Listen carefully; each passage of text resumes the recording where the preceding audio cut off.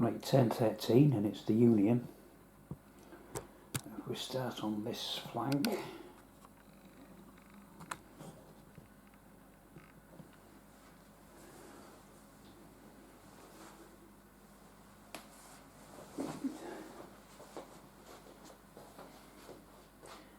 this Union infantry regiment fired, scored hits, reducing this Confederate regiment to 3 Elan. This unit fired at this infantry, missed. This infantry unit's got a charmed light, this Confederate infantry unit. They fired at them again and again, absolutely no hits. See if you can see where I am, yeah. Okay, then we'll move across a bit towards the centre.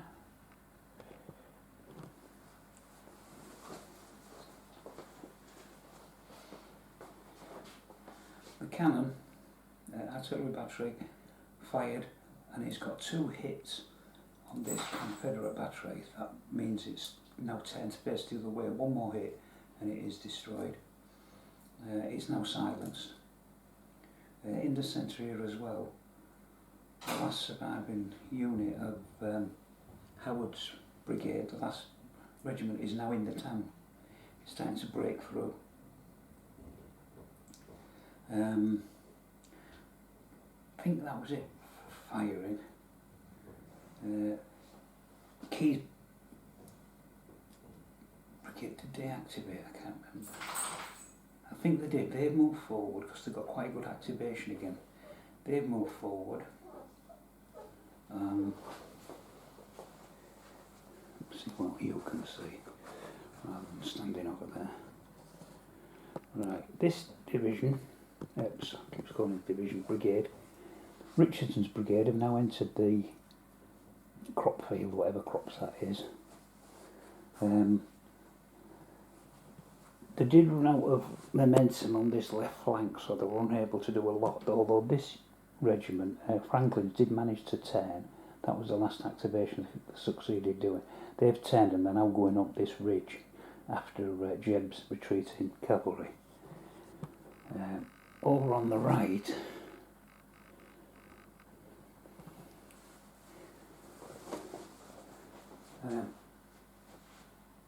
Burnside's brigade is now out of the crop field. They're now in a line and they're ready to move in behind the line in front. And also Sherman is now starting to move forward. He's starting to get his troops forward, and he's going to be able to form a line soon as well. So that was turn 13. Reasonably successful. Certainly they got a good lot of moves. They would have liked to have gotten these units here moving, the cavalry, although the cavalry really need to retreat off the table, which is what I'll do, and get Schenk's brigade moving. This left flank's the Confederate right flank is looking a bit exposed now, especially now with all these troops now free to move along. So we'll see what happens in 10-14. Right, 10-14, and it's the Confederates. They're fired. This infantry regiment's got 1 hit on this infantry, reducing its elan to 4. The artillery and infantry combined have reduced this unit's elan to 1, so it's now broken. Our charmed infantry regiment down at the foot there, they fired 1 hit and have reduced this Union infantry unit's elan down to 2.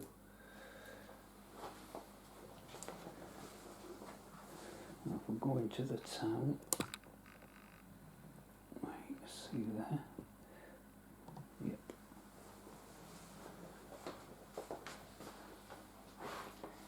This infantry unit is fired for the first time. It fired on Howard's last regiment that's come into the town and scored 1 hit, so it's the line is down to 2.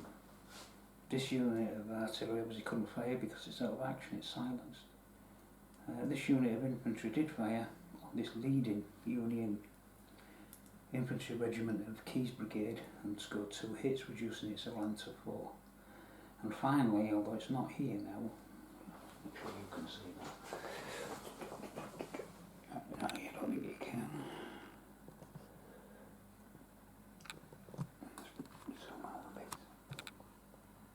Right.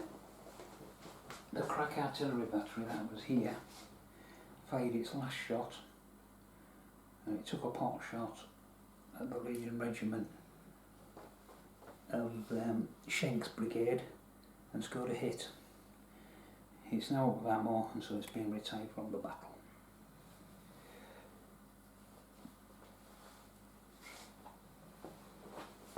Which is a bit of a pity for the Confederates really, because they could have done with a gun on this flank, but there you go.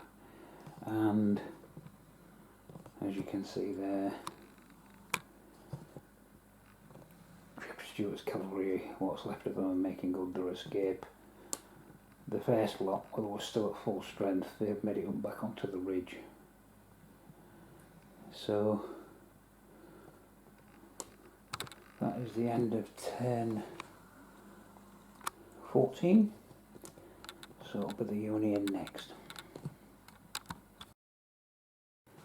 Right, it's 10-15 and it's the Union.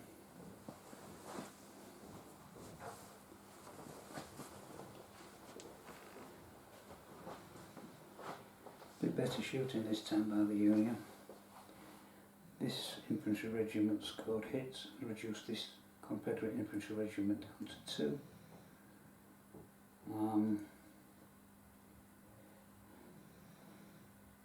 This unit got 2 hits on this battery, which is now reversed and is still silenced. This infantry regiment also fired on this unit and reduced its elan to 3. So it's all starting to unravel. I will see if you can see that. Sharp still there so you can see. That's it. Our lucky unit at the side of the village finally got hit by this fresh because Burnside's brigade now moved to the front. What's his name? Porter's brigade has been pulled out because they've actually wiped out. So now Burnside's brigade have taken over and they're all fresh, and they've reduced this unit to 3. They've got 3 hits, so they've been reduced to 3 elan. This unit in the town got 1 hit on this Confederate unit, so reducing their elan to 5. This government is out of action anyway, so this unit fired on this artillery infantry unit and reduced its elan to 4. I'm saying that, I don't know if you can see. I don't think you could. Right, so it was this unit fired on this unit, and this Confederate unit's elan has now been reduced to 4. That was it for the firing, but there has been some more manoeuvring. They got another good 10 of the cards. Richardson's brigade is now well across this crop field, coming across here to this so far unengaged flank. Schenk's division have advanced forward. They've actually turned into line and they're going to advance that way. So this flank here is going to be you can't see, can you? I'm talking away and you can't even see what I'm talking about. Yeah, they're in the crop field. This is Richardson's brigade. They're well on the way to this flank, and also Schenk has deployed into line, so he's going to be advancing this way. So this flank's going to get some hammer soon. didn't have enough. They didn't have enough. They pulled the joker before they could activate anything else around here. So Franklin's Corps, they're still stuck there. They didn't get to move. Neither did Sherman's Corps, who was still stuck here. They're still trying to form into a line to advance, but they didn't. There was not enough movement for them as well. So that's the end of 10:15, and that's the middle of the game, 30 turns. So if they started the battle, shall we say early morning, it's now early afternoon, and things aren't looking too good for the rebels now. That flank is starting to crumble, starting to take casualties. The centre's virtually gone. There's just this flank here. And once the Confederates lose 4 units, they actually break. So they're starting to get close now to losing units, unless they can retire them before before they're destroyed. So we shall see when we come back for what's that? 15 or 16 next, isn't it? We're on. So we'll come back and do 16 in a moment.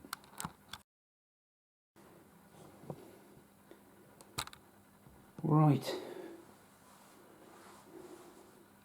it's 10:16, and the Confederate, the weaker units, their fire's starting to slacken a bit now, and it's noticeable. Where's my stick? There it is. This unit fired on that unit and missed. This unit fired on that unit and missed. This unit fired on that unit and got 1 hit, reduced its land by 1. This unit fired on the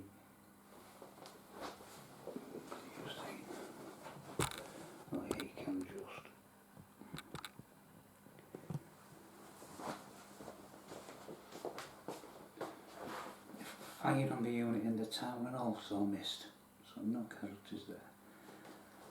Finally, this Confederate infantry unit fired on the leading infantry unit of Keyes Brigade and caused another casualty, so only line loss them to 3. And that was it for their shields end. Their artillery, go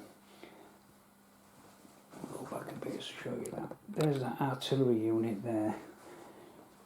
It's out of action, it's facing the wrong way, so it's limbered up and it's leaving. The other artillery might as well do the same because it's not going to get back into action, so basically the rebels are now completely out of artillery.